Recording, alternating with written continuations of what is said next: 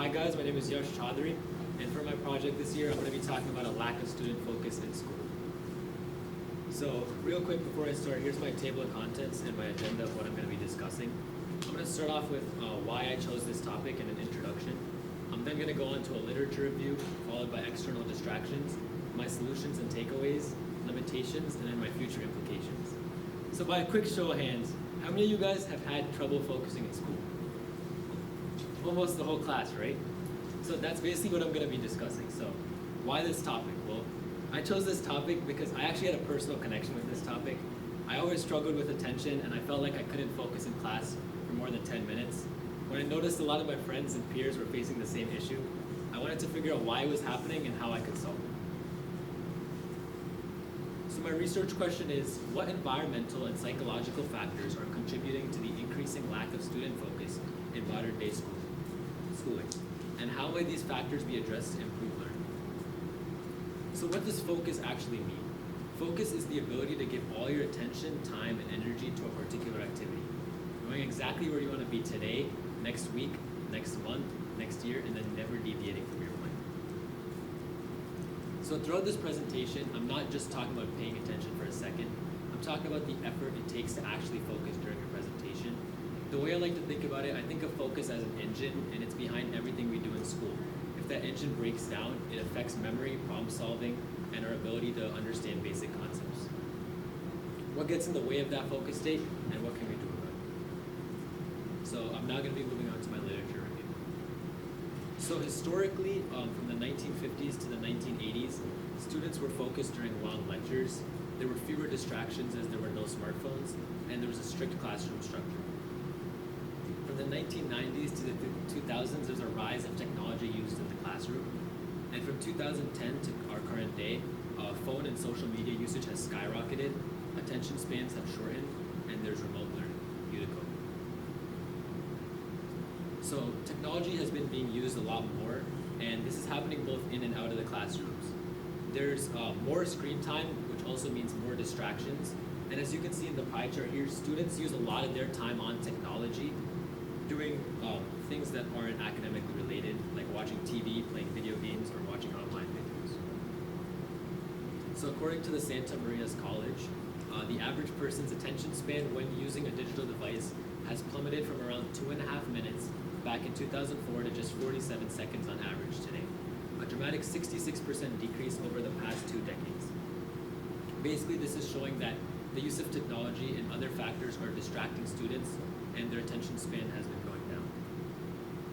So the pandemic also, as we all know, had a big impact on this. And according to the Annie Casey Foundation, it says that the sudden shift to remote learning platforms decreased instructional time and hindered student learning. Many students struggled to stay focused in class, and they were less likely to seek help when needed. Because of this pandemic, a lot of people also lost their social skills, and they weren't able to communicate and ask for help when needed. So now I'm going to be moving on to the external distractions. So why does focus matter in learning? Well, it's linked to higher academic success, and it builds habits for long-term learning. It prevents procrastination and burnout, and according to John Spencer, deep work allows people to focus, to fully engage with complex, cognitively demanding work without distractions, which can lead to a better problem-solving and creative thinking. In a distracted age, this is more important than ever. So the cognitive load theory is a theory that basically says that working memory can typically process 5 to 9 pieces or chunks of information at any given time. Our working memory either discards the information or categorizes it for storing in our long-term memory. In simple words, this basically means that brains can only handle a certain amount of information at a time, and too many tasks is basically an information overload for the brain. Distractions increase the cognitive load, and less focus leads to less learning. So the multitasking myth is that a lot of people think that multitasking equals productivity. A lot of people think that doing multiple things at a time can allow you to do your work faster, but this is actually not true. Believe it or not, constant task switching reduces productivity, and tasks actually take longer to finish, and focus also drops dramatically. As you can see in the picture here, this lady has a lot of things on her plate, but she's not able to do the thing that's right in front of her. So the role of technology is that phones are actually the #1 distraction in the classroom, and Notifications on these phones break concentration and focus. Phones can be used as a tool, however, they're being used as a distraction.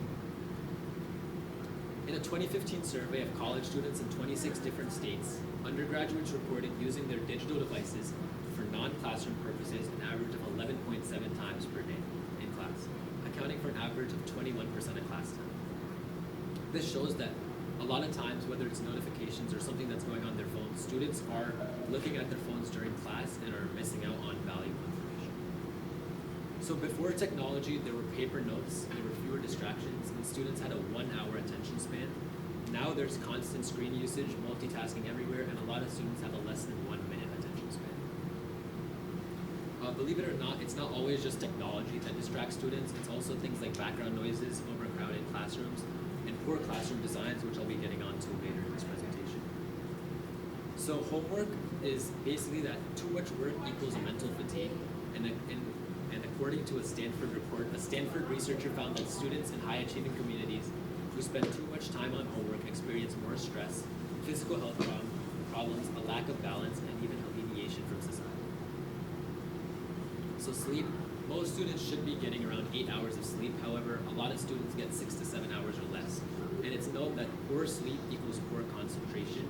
And because of this, morning classes are the hardest to pay attention. So anxiety makes it hard to focus. And according to the American Institute of Stress, 75% of high school students report experiencing boredom, anger, sadness, fear, or stress in school. A lot of students have a lack of motivation.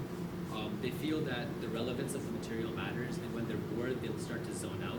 And being unmotivated also means being distracted. So students want to know what they're learning today, why they're learning it, and how will they know what they know. A lot of students also have a feeling of helplessness, and this is basically when they've had failure in the past, like they've, for example, failed a test in the past, they're more scared to try to study for the test. And students just believe that they can succeed, and this leads to disengagement and focus loss. So now I'm going to be going on to 3 different sources, which all 3 highlight a different reason why students get distracted. So this is source 1, and it's from Harvard, and it says, the existing studies provide evidence that allowing phones in the classroom negatively impacts test scores and long-term learning retention. There are some correlation studies that suggest negative relationships between off-task devices use and student achievement. Further, research on multitasking generally finds negative effects on learning and task completion, and more generally, research has shown that cell phones distract and negatively impact reaction times, performance, enjoyment of focal tasks, and cognitive capacity. This source is basically saying, as mentioned previously, phones are a big distraction in the classroom. My next source is from NIH.gov, and it's basically saying that a previous study suggests that a highly stressed group had significant deficits in attention and memory compared to 2 non-stressed groups. This source is basically saying that if there were 2 groups, one being stressed and one not, the group that's not as stressed would actually perform better would be able to pay attention and have a stronger memory than the group that was stressed. My last source basically is from the Faculty Development Academy, and it says, the standard classroom with rows of desks or tables facing the boards dulls the students' attention because it is what they've experienced most of their educational lives.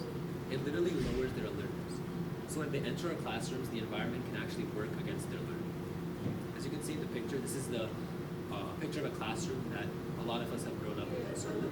And the source is basically saying that it's actually a distraction and it leads to student boredom when students experience this classroom because they're so used to it.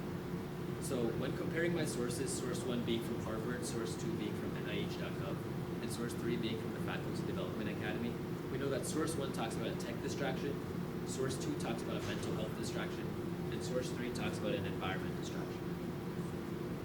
So a gap in the research was that there was limited long-term data, and since COVID was pretty recent, we still aren't sure about its lasting effect in the future for students. So my solutions and takeaways from this project are that some of the solutions are to limit screen time on phones. Another solution, which has already been implemented to a lot of schools, is actually in-class phone lockers. Potential solutions for the classroom changes are having flexible seating options, having calming colors and natural light in the classrooms, and breakout zones for group work. And then teaching strategies that work are using real-world connections and active learning like projects and discussions in class.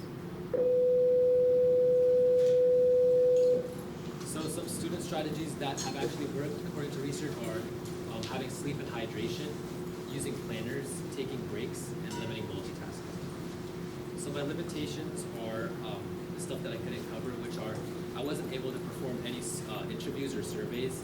I was focused mostly on high school and college students and not people that are that have a work life. And I was not able to have any direct classroom observations. So future implications are that schools need to adapt. Mental health must be a part of learning plans, and focus affects future job performance, not just grades. A lot of students think that when they aren't focusing in class, it leads to bad grades, but it can also harm them in the long run when they're looking to get a job. So students must actually be taught how to focus. So to conclude, student focus is dropping, and it's not just laziness. Tech, stress, environment all play a role in this, and with awareness and the right changes, we can rebuild attention. It's time schools evolve with students and not against them. Thank you.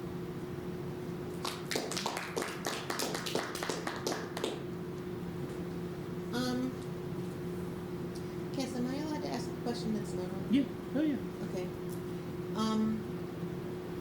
Considering what you said was your impetus to take on this topic, what did you learn that may have changed your mindset about teaching yourself how to focus more deeply?